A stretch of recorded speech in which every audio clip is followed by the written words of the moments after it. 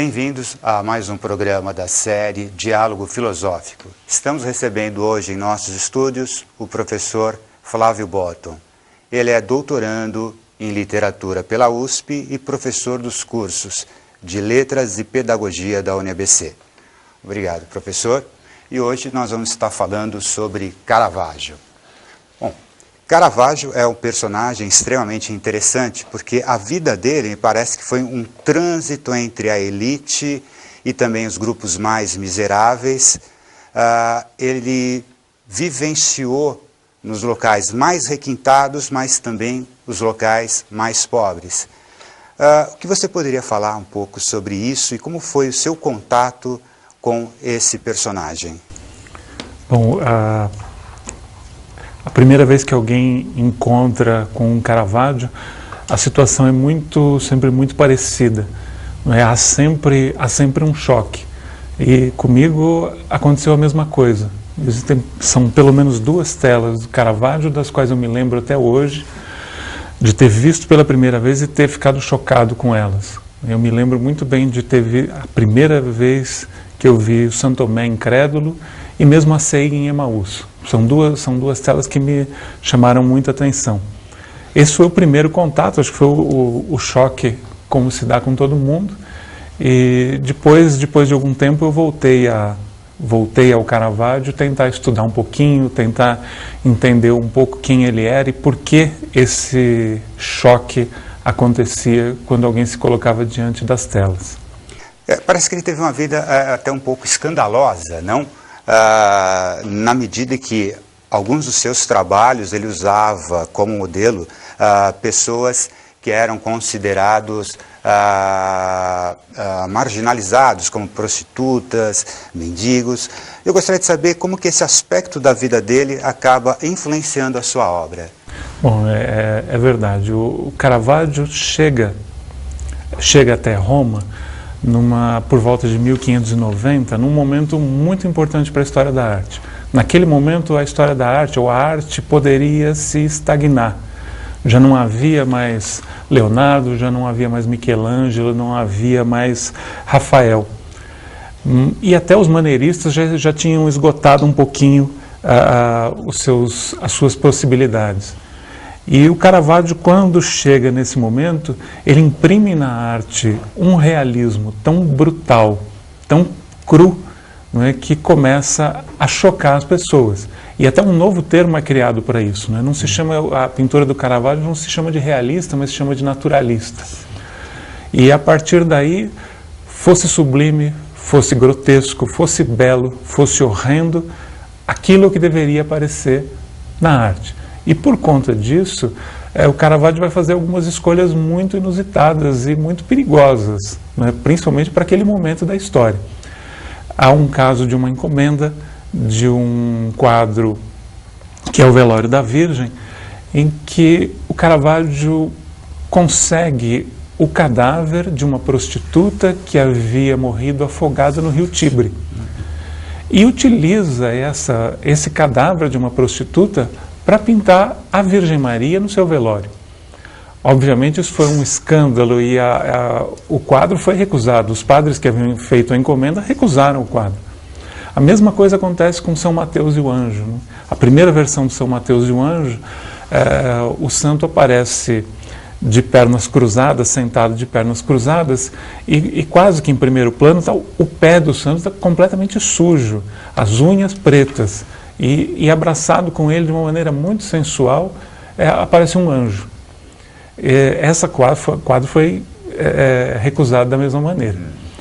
Ao lado disso, não é? Ao lado desses problemas em relação às representações religiosas, a gente pode dizer que o sagrado que o Caravaggio colocava nas suas telas era um sagrado muito diferente daquilo que a gente pode chamar de sagrado institucional da Igreja Católica. Naquele momento, se a gente pensar que a gente está num período de Contra-Reforma e que o Concílio de Trento vai tratar não só sobre a questão do que eles chamam da heresia protestante, eles vão tentar regular aquilo que vai ser o comportamento dos sacerdotes, mas eles vão falar também sobre que tipo de imagem pode adornar a igreja. Essa descrição está no concílio, está no texto do concílio. Então, obviamente, que aquilo que o Caravaggio pinta não vai chegar à igreja nenhuma sem muita discussão, né, sem muita conversa. E é interessante que você está colocando, porque, na realidade, Jesus Cristo e a sua pregação é aos necessitados, é aos humildes, não? E parece que o Caravaggio encaminha um pouco para utilizar essas imagens. Sem dúvida nenhuma. Mas nesse momento a história da arte ela é muito diferente, né? A história da arte cristã ela é muito diferente do seu início, né? O início da arte cristã se deu nas catacumbas, porque os cristãos eram perseguidos e não podiam fazer as suas pinturas, os seus desenhos em lugar nenhum. Nesse momento das catacumbas chegamos às catedrais, mas aí o contexto histórico é muito diferente. Então nesse ponto, aquilo que vai adornar a parede de uma catedral tem que ser aprovado pelo bispo. Não é? E como você disse, em meio a tudo isso, o Caravaggio era uma personalidade explosiva. Não é? Ele sofreu agressões morais, participou de agressões físicas, foi acusado de assassinato, foi obrigado a fugir de Roma, passou pela Sicília, passou por Malta, não ficava muito tempo em nenhum desses lugares, e ainda muito jovem, antes dos 40 anos, tentou voltar a Roma. Havia uma promessa de perdão, não é, para aquela acusação de assassinato, mas ele não chega de volta à cidade. Ele morre nesse caminho de Malta até Roma, morre no caminho. E a gente não sabe se ele foi assassinado, se foi uma tentativa de roubo que acabou na morte dele. O que se sabe é que a lista de desafetos era tão grande que não cabia o exame. Não é? Bom, e como nós estamos tratando sobre a educação também, a contribuição de Caravaggio, um personagem tão peculiar, não, tão rebelde como você está colocando, eu acho que esse espírito contestador é extremamente interessante que você está falando. Nós vamos passando por vários escritores ou vários pintores nos séculos 19, 20, que criticam, que rompem com a sociedade.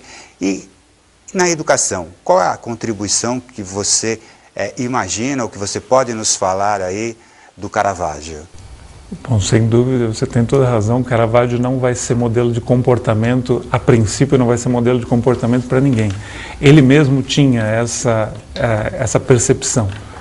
Há um quadro bastante interessante em que o Caravaggio vai pintar a história de Davi e Golias, e ele faz um autorretrato nesse quadro. Ele escolhe o momento em que Davi está com a espada em uma mão e a cabeça decepada do Golias na outra. E, ao contrário do que a gente pode se imaginar, o pintor vai se colocar como o herói e vai pintar o seu autorretrato no rosto de Davi. Mas não é isso que acontece. O autorretrato dele está na cabeça decepada do Golias. Que é uma das imagens, também uma imagem muito, muito forte, muito chocante. Existe uma outra, não é, que eu particularmente gosto muito, que é um quadro que está em Malta, em que ele pinta a decapitação de São João Batista. E ele escolhe o exato momento em que a lâmina começa a cortar o pescoço do santo e o sangue jorra, e com o sangue do João Batista pinta-se a assinatura do autor. O nome dele, o nome verdadeiro dele, Michelangelo Merisi, está assinado nesse quadro com o sangue de João Batista. Então ele tem essa percepção de que talvez ele não esteja do lado dos heróis, mas ao mesmo tempo esse posicionamento inquieto, contestador, que não aceita dogmas, é tremendamente frutífero, não é, para todas as pessoas e para os educadores. E acredito que além disso há ainda a questão da representação do sagrado. Nesse sentido, Caravaggio não pinta os santos como entidades sagradas, mas pinta os santos naquele momento em que eles passam a ser, naquele momento em que eles ainda são humanos, ainda são pessoas comuns e passam a ser santos a partir daquele momento. É mais ou menos o que a gente chama de hierofania, é um momento de revelação. não é? E o que quer dizer isso?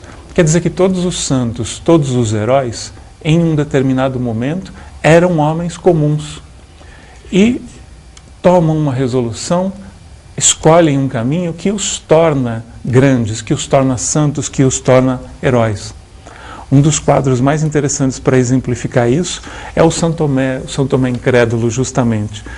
O São Tomé que aparece na obra do Caravaggio é um camponês, é um homem muito simples, talvez como fossem todos os discípulos de Cristo. Aparece com as roupas poídas, com a costura mal feita, com uma expressão de rosto tremendamente marcada, com as mãos calejadas e sujas. E naquele momento Cristo chama para que ele coloque o dedo na ferida. E ele vai lá, e é justamente esse momento que o Caravaggio representa. Até aquele momento, São Tomé era um camponês, ele era um homem comum. A partir daquele momento, a partir do momento em que ele toca a ferida, esse é o momento da hierofania, esse é o momento da revelação. E é nesse momento que ele se torna o grande mito. São Tomé a partir desse momento, toma uma dimensão muito grande. Ele vai ser, na verdade, um mito de um dos maiores difusores do cristianismo.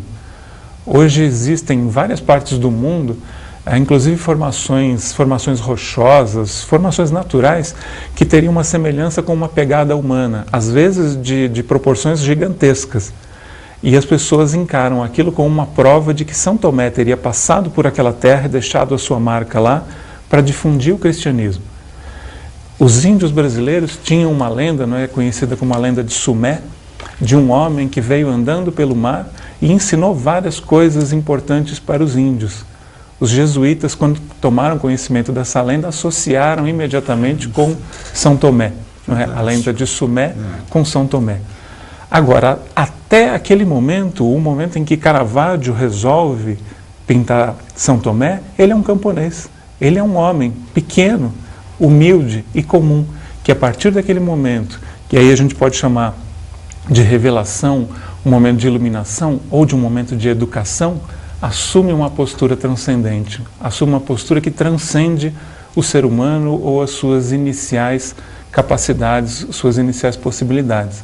A partir daquele momento, ele é um grande homem. Essa quebra, porque é um personagem extremamente instigante, não?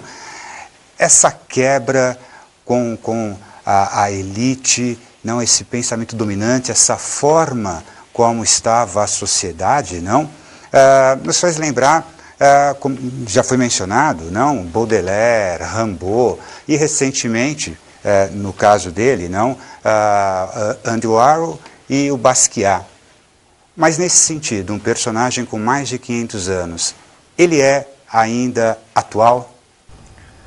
É interessante, talvez o Caravaggio tenha sido o primeiro desses mal interpretados, mal compreendidos, não é, do seu tempo. E nesse sentido ele é o mais atual dos pintores. Se a gente encarar, e eu acredito muito nisso, de que uma das funções da arte é desautomatizar o olhar do homem. Não é? Todos nós, o homem moderno, ou todos nós, estamos de alguma maneira automatizados, cumprimos as nossas funções, repetimos os nossos elementos cotidianos e não conseguimos sequer refletir sobre eles e sequer entender por que nós vivemos dessa maneira. Por conta disso, uma das grandes funções da pintura do Caravaggio é justamente essa, mostrar alguma coisa que já era conhecida de uma maneira diferente. E quando esse choque acontece também a reflexão. Nesse sentido, só para encerrar, queria comentar uma das telas mais bonitas dele, que é a ceia em Emaús, que todos conhecem a história do trajeto dos discípulos de Cristo. Depois da morte de Cristo, estão Pedro e Cleófas indo em direção a Emaús. A eles se junta um estranho. E esse estranho é convidado a cear com eles quando chegam à noite em Emaús. Em um determinado momento, a ceia é servida e os dois olham para aquele homem estranho e ele está benzendo o pão como Cristo fazia. Nesse momento, você pode olhar na tela, Pedro e Cleófas têm o estranhamento e têm a reflexão e têm a conscientização e transcendem aquele acontecimento. É o acontecimento mais importante da vida deles. A gente tem sempre que torcer apenas, né, para que as pessoas estejam diante da arte e tenham esse momento de reflexão como tiveram Pedro e Cleófas, e não como tiveram o pobre estalajadeiro, né, que está diante do mesmo fato e não tem a mesma revelação. Obrigado, professor. Agradecemos a presença de todos e se vocês quiserem saber um pouco mais, acessem www.unabc.br.